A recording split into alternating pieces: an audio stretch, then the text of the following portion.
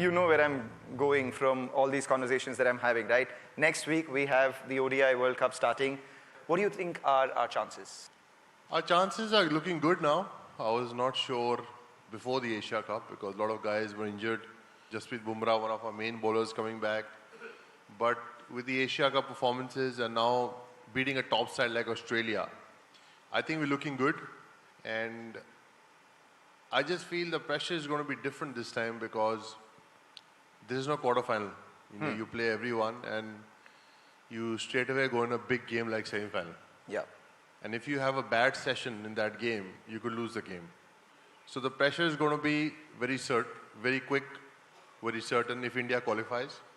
So I just hope that the game time they will have in the 9, 11 games, 12 games, whatever they play, and on a big game, they're able to absorb that pressure. What would you say your mindset preparation should be for these 9 to 11 games that you're going to play?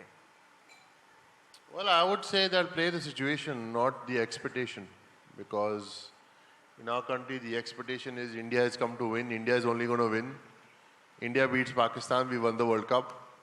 You have to realize that people expectations always, they want their country to win because they will expect that from you because you're one of the best teams in the world. But the point is that if you are good enough to play the situation and sail through, I'm sure you will end up playing the World Cup final. Let me put you on the spot then. Your top 4 semi-final teams would be? Obviously India, I think Australia. So there is England, New Zealand and South Africa. I would probably say New Zealand and South Africa. New Zealand and South Africa. So India, Australia. I would pick 5. Okay, you would pick 5. Yeah. Because you're Yuvraj Singh, we'll give you 5 as well. But let's ask you a couple of fun questions now. So tell me about the innovation in pranks, because you were the master prankster of the team along with Bajji. Give me a couple of these innovative pranks that you played. Because Saurav Ganguly played a very bad prank on me when I was making my debut. What did he do? He told me that I'm going to open against Australia. Wow. And I had a sleepless night. And next day he's like, मैं ही open करता हूँ रे, मजाक कर रहा था तेरे साथ. So were you happy at not opening or were you happy at not being given the opening slot? I was very happy not opening because all night I dreamt about McGrath, Gillespie and Brett Lee bowling 150, 145, 140 at me. And then obviously I was like, okay, I didn't say anything to Dada. I was like, one day if I stay in the team, I will give it back. And then we were playing Pakistan in 2004.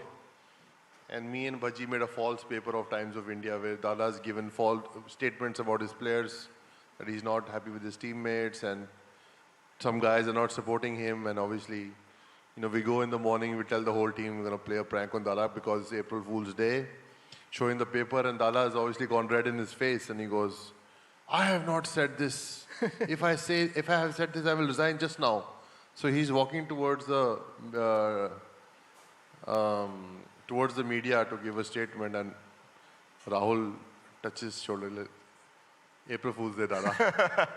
And he's like, Kisne kiya re? So obviously people pointed to me and Bajji and he started running after us. And I was like, relax Dada, we have a match to play. Have you ever pulled a fast one on Sachin?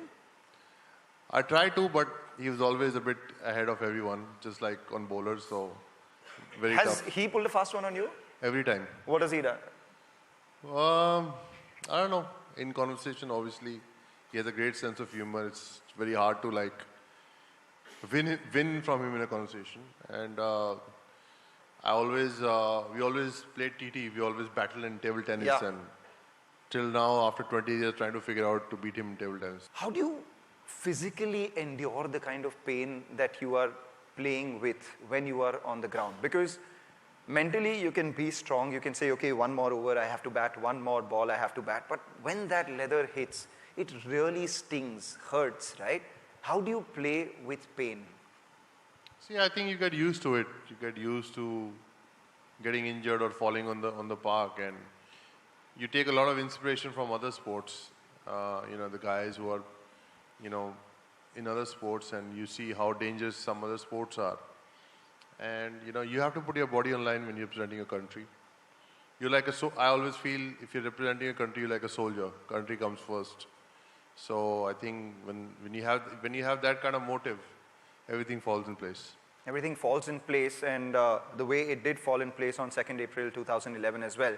But cut to exactly a couple of months later, how was it dealing with that at that point in time? And I'm sure initially there was that shock. Thereafter, you started to come to terms with it. How was that process? Yeah, it was hard because as an athlete, it's hard when you're you're playing for your country and you're training, you're physically fit, and something like that hits you. I think it's kind of a shock, and I was not able to come to terms with it for a year. I kept on playing, and my health became worse, and eventually the doctor said that you don't have much time, so either you keep playing cricket or you go for your treatment, and that was a shock for me, and then obviously I had to go for my treatment. It was a big setback in my career because I was probably at the peak of my career, and the test spot has just opened up because Dada had retired. So it was unfortunate, but you kind of look back and be proud of yourself through the journey, how I fought and how I prevailed through, and I was able to inspire a lot of people from there in their journeys, people who were going through cancer. I started my own cancer foundation called UV Of course. in 2013 when I came back. Took me about 2 years to get fully fit. I was in and out of the team, and then I eventually came and scored my highest score, so mind over matter. And and here I am. Here you are. I mean, a huge round of applause for just being able to step on that field once again, and thereafter, make your highest ODI score post that 150. That was just incredible. In fact, you've described your life as a series of the letters C. Started out from Chandigarh, then played cricket, scored a lot of centuries, won a lot of cups, then battled the big C that we're talking about right now. But the only one C that I think defines you is a champion, and we just have to give it up for the champion that Yuvraj Singh is. What do you think your life as an athlete taught you for the life outside, and what do you think businessmen can learn from sports? What we can learn from each other is team building, is team bonding, because I think in business to create, if you look at the big corporates, they have great teams. And I was talking about sacrifice. Sometimes you have to sacrifice your position for the betterment of the team, of the corporate, and that's how you think different. Teams who think differently are champions, and I think same in business. Corporates who think different are the guys who make it big. All right.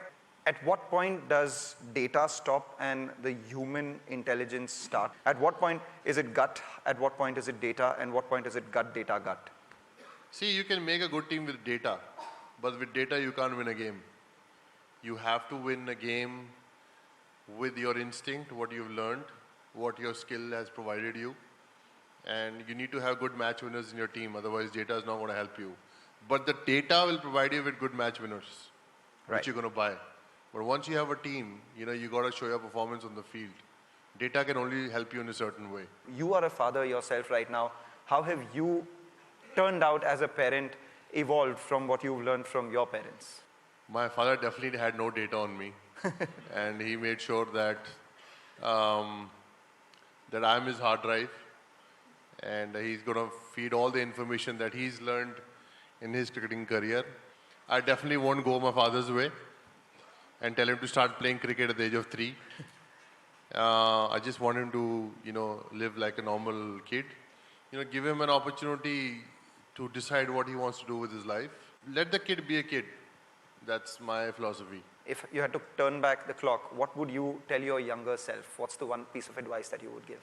If I had more knowledge about, training and diet, would have helped my career. I definitely would not like to go through the cancer journey again because that was painful.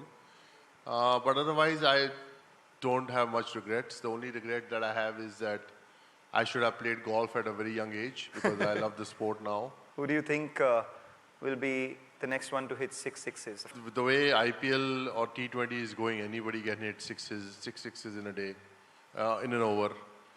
I mean, a lot of guys have come close to it. It's just a matter of time. The good thing is that if nobody bowls a no ball, somebody will equal my record. If somebody bowls a no ball, then the 7-6 is going to be up for grabs, but let's see. Who do you see the most of Yuvraj Singh in the current lot? See, I think every player is different. I never like to relate some player to other players, but Jaiswal has done exceptionally well. Great IPL season, 170 on debut. That's a dream start for any young guy. But for me personally, I've seen the graph of Shubman Gill since he played for Punjab, and I've been watching him over the years. Had an opportunity to work with him as well, and I've seen his graph and the way he's going. I think he's going to be one of the best players of this generation. If India were to win the World Cup, and we hope and pray that we do, I think if India has to win the World Cup, I think Shubman can be the game changer, because when you're a young guy, you're more fearless. You're not worried about, big situations. You're just thinking about how I can, change the momentum of the game. I think his game is at that level right now. He scored double 100 in one-day cricket, which is a big thing at a young age. And I definitely think he can, break the shackles of the opposition. Is this the last ODI World Cup that we will see, according to you? I actually don't know. It's a very interesting question. I actually feel I honestly feel 50 over cricket is dying. Now, because the World Cup is coming, so people will be excited. But people are more prone to watch T20 because it's faster, it's quicker. It's like football or any other fast sport.